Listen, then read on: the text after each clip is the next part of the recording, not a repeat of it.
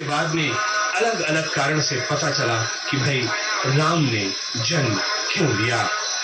वाल्मीकि रामायण में राम जन्म का जो वर्णन है, जो तिथि का वर्णन है, जो मास का वर्णन है, वो कुछ इस तरह से है।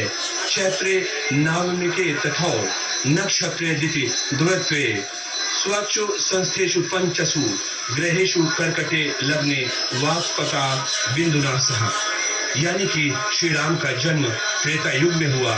उनका जन्म दिवस चैत्र मास की नवमी तिथि को मनाया जाता है।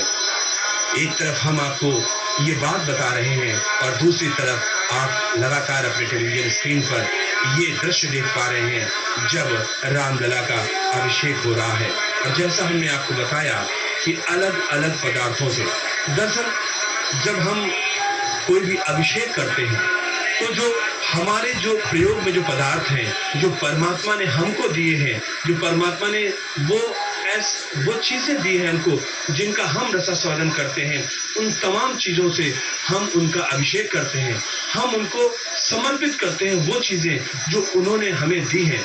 और इसमें प्रकृति के संरक्षण को लेकर भी एक संदेश होता है कि जो परमात्मा ने प्रकृति हमको दी है, उस प्रकृति को हम संजो कर रखें, संरक्षित करके रखें और उसका ख्याल रखें, क्योंकि ये प्रकृति भी परमात्मा का स्वरूप है।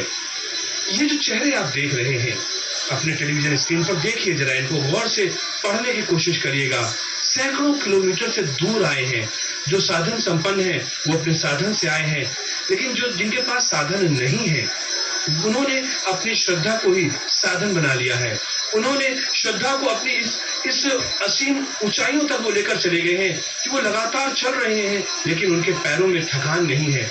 उनके मन में सिर्फ एक लक्ष्य है कि हमें किसी भी तरह से रामलला के दर्शन करने हैं, और वो लगातार यहाँ पर आ रहे हैं।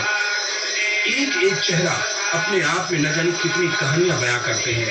एक तरफ से तो लगातार लोगों का हुजूम यहाँ पर आ रहा है, हम देख पा रहे हैं, और दूसरी तरफ से लगातार ये अभिषेक यहाँ पर हो रहा है। और जैसे मैंने आपको बताया कि लगातार अलग अलग पदार्थों से अभिषेक हो रहा है। ये 10:30 तक 10:30 तक रामलला का ये अभिषेक अनवरत रूप से चलता रहेगा।